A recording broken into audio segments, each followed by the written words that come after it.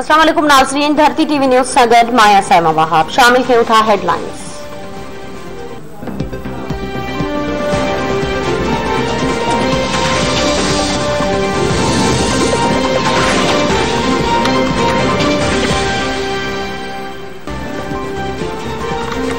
Peoples party मुल्क में वधंदड़ मांग के खिलाफ एहतजाजी तहरीक हलाइण जो ऐलान करे छॾियो। People's party chairman Bilawal Bhutto Zardari पारां 10 दिसंबर ते महांगाई और 17 दिसंबर ते गैस बहरान खिलाफ मुल्कगीर एहतजाज जो ऐलान। बिलावल हाउस कराची में प्रेस कॉन्फ्रेंस कंदे बिलावल भुट्टो ज़रदारी चयो त इन वक्त मुल्क में मुआशी सूरतहाल इंतहाई खराब है। जेसी ताईं हुकूमत रहंदी IMF से डील रहंदी तेसी ताईं मुल्क जो अवाम महंगाई समेत मुख्तलिफ अज़ाब भोगींदो रहंदो।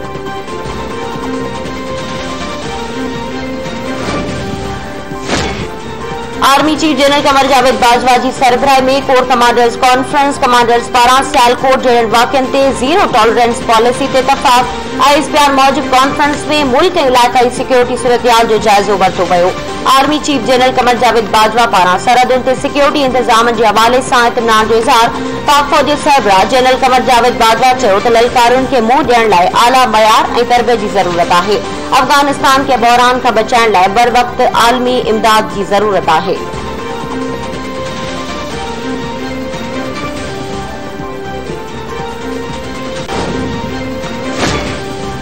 भारत की chief of defence staff general Bipin Rawat की हेलीकॉप्टर से हादसो। जनरल बिपिन रावत और संदस ज़ाल समेत 13 ॼणा जल्द शिकार। जनरल बिपिन रावत जो हेलीकॉप्टर भारतीय रियासत तमिलनाडु के जाबलो इलाके में किरी तबाह थी वियो। हादसे में जख्मी थियल जनरल बिपिन रावत और संदस ज़ाल के गणती जोगी हालत में तमिलनाडु के फौजी अस्पताल दाखिल किया वियो, जिते बिनी जख्मन की सट नसां ते दम ॾेई छॾियो। पाक फौजी सिपह सालार general Qamar Javed Bajwa chairman joint chiefs of staff committee general Nadeem Raza पारां जनरल बिपिन रावत संदस ज़ाल की फौतगी ते अफसोस जो इज़हार।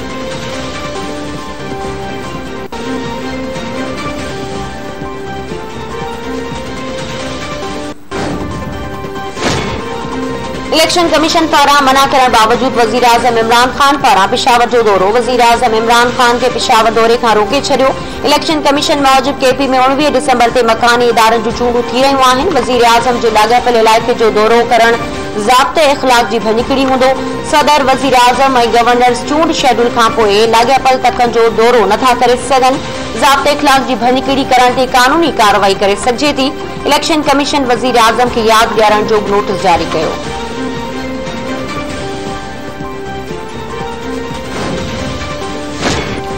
सेनेट के नाणी वारी वजारत बाबत स्टेयरिंग कमेटी जो इजलास। मिनी बजट ते PP और PTI मेंबरन में गर्मा गर्मी। कमेटी चेयरमैन सेनेटर ताहा महमूद के मेकअप की सामान ते ड्यूटी लगाइण की तजवीज़। सेनेटर शेरी रहमान जो एहतजाज। IMF से मुआहदे जा तफसील शेयर करण जो मुतालबो।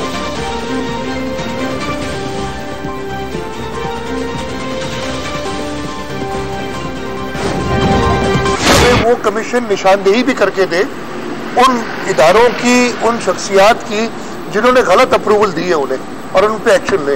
जो अगर वायलेशन थी थोड़ी बहुत, फिर किसमें वायलेशन अगेन फिर मेरिट पे चला जाऊंगा, ऐसी नहीं नज़र आ रही थी कि ये पूरी 14-15 मंजिला इमारत को और उनके सारे मकीनों को बेघर भी किया जाए। जिन लोगों ने ये गलत अप्रूवल्स दी हैं उनको छोड़ने की बात नहीं कर रहा हूँ मैं, उनको बिल्कुल सजा होनी चाहिए। हम जो ये ऑर्डिनेंस हमने गवर्नर साहब को भेजा है और जिसका जवाब मैं उनके TV पे तो सुन चुका हूँ, लेकिन राइटिंग में भी नहीं आया मेरे पास, और उनके पास है आइन के मुताबिक उनके पास 15 दिन है जवाब देने के लिए। फर्स्ट को हमने भेजा है, उसमें स्पेसिफिक ये है कि कमीशन बनाया जाए। सिंध के वॾे वज़ीर सैयद मुराद अली शाह चयो आहे त इमारतूं रेगुलराइज़ करण लाइ रिटायर्ड जज जी सरबराही में कमीशन जोड़ी वेंदी। कमीशन घड़मार इमारतुनि की गलत मंजूरी ॾींदड़ इदारनि ऐं शख्सियतुनि की निशानदेही बि कंदी। नस्ला टावर की जिम्मेवारनि खे वाइदो करणु घुरिजे। इस्लामाबाद की इमारत के रेगुलराइज़ करे सघिजे थो त नस्ला टावर के छो न। घड़मार इमारतुनि बिल बाबति ऑर्डिनेंस जो मसवदो गवर्नर खे माणियो वियो। संदसि लिखत में एतिराज़ नाहे मिलिया। सांस तां ॻाल्हि ॿोल नाहे थी। वरी वज़ीर जो इस्लामाबाद की एहतसाब अदालत में पेशी के मौके ते मीडिया सां ॻाल्हियो।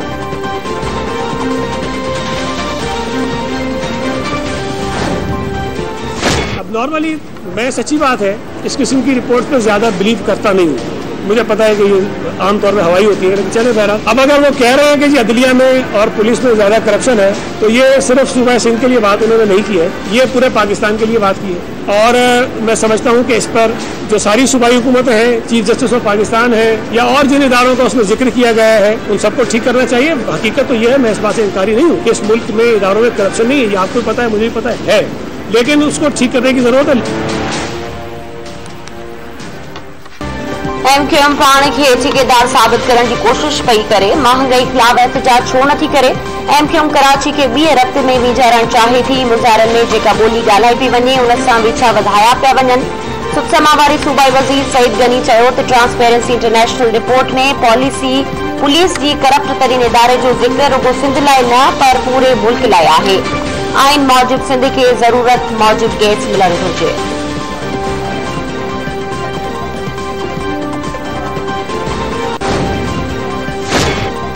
सिंध के वडे वज़ीर सैयद मुराद अली शाह सां ॻोल्हे गवर्नर इशरत उल इबाद जो टेलीफोनिक राब्तो। इशरत उल इबाद पारां वडे वज़ीर ते मकानी इदारनि बाबति एक्ट में शफ़ाफ़ जो ख़्याल रखण ते ज़ोर।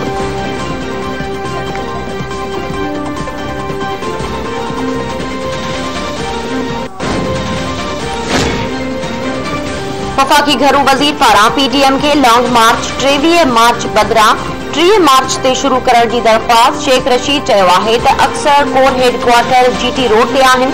23 मार्च खां 3-4 ॾींहं अॻु GT रोड बंदि थी वेंदो आहे। हू नथो चाहे त का गड़बड़ पैदा थिए। लॉन्ग मार्च में शामिल माण्हुनि जी अफ़्तारी ऐं सहरी जो इंतज़ाम करण जो ख़र्चु पंहिंजे खीसे मां अदा कंदो, पर PTM लॉन्ग मार्च जी तारीख़ तब्दील करे। राणा शमीम जो नालो अञा PNL में विधो आहे। ECL में शामिल करण लाइ इजलास थींदो।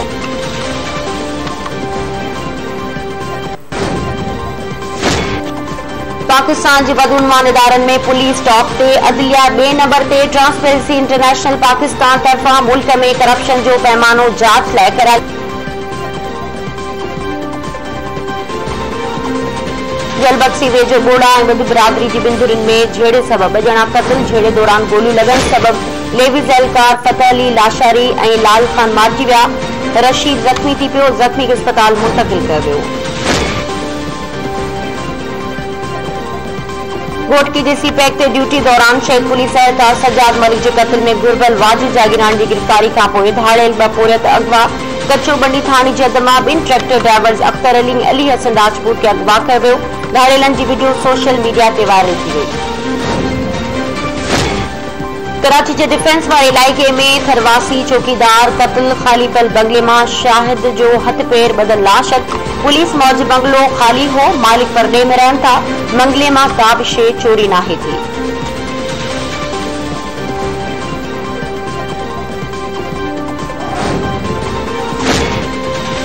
उमरकोट वेझो गोठ वलार में नारी जो घर में फाओ खाधल लाश। वासन पारा फौतन के मुड़स ते तशद्दुद करे कत्ल जो इल्जाम। पुलिस इल्जाम हेठ आयल मीरचंद ओडे के हिरासत में वठी छॾियो।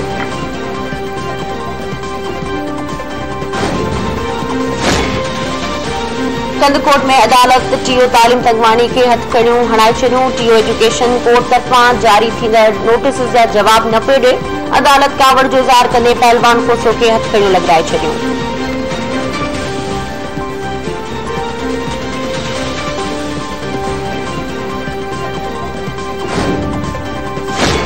वावजी रामटी के कच्ची वाले इलाके में 3 मीना गौरतान आवास जी अगवा लाहौर वासी बाजियाब। पुलिस पारा धाड़ेलन से मुकाबले बाद साबिर मसीह के बाजियाब कराने की दावा। इलाके में भुग भरे मुखबी के आजाद कराने जा चोबोल।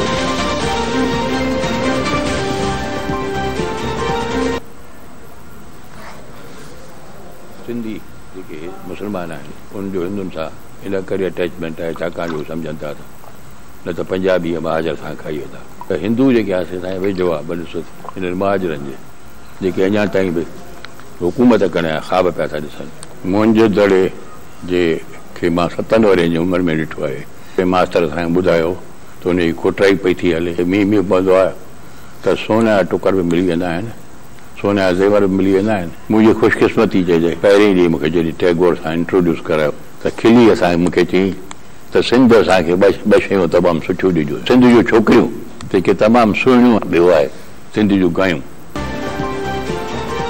सिंधु तहज़ीबी तारीख़ जी देवमाला किरदार कामरेड सोबे ज्ञान चंदानी जी 7वीं वरसी शांति निकेतन में राबिंदर नाथ टैगोर जी शफ़क़त हेठ एकेडमिक तोड़े नज़रियाती तालीम हासिल करण बाद मोइंजो दड़ो जे माण्हू नंढे खंड जे अदबी खेतर ऐं सियासी धारा में पंहिंजो तारीख़ी किरदार अदा कयो। बर्क डाहे तरक्की पसंद अदीब कहाणीकार ऐं सोशलिस्ट अजमान सिंधी तारीख़ अदब ऐं सियासत ते अणमिठ नक्श छॾिया। अॼु बि नौजवान नस्ल कामरेड सोबे जी फिक्री ऐं इनकलाबी जिदोजहद मां उत्साह वठे थो।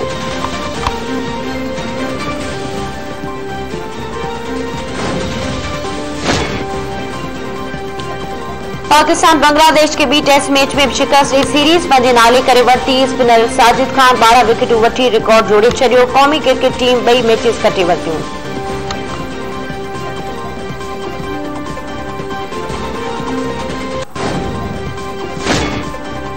सऊदी अरब में पहिरियों भेरो आलमी फेस्टिवल मुनक़िद। अमरीका, बरतानिया, फ्रांस ऐं मिस्र समेत केतिरनि ई मुल्कनि जे नाले वारनि शोबिज़ शख़्सियतुनि जी शिरकत। जदे में सिंगारल 10 ॾींहनि जे फिल्मी मेले में अरबी, अंग्रेज़ी, फ्रांसीसी, स्पेनिश, हिंदी, बंगाली समेत मुख़्तलिफ़ ॿोलियुनि में दुनिया जे मुख़्तलिफ़ मुल्कनि जूं 135 खां वधीक फिल्मूं ॾेखारियूं वेंदियूं।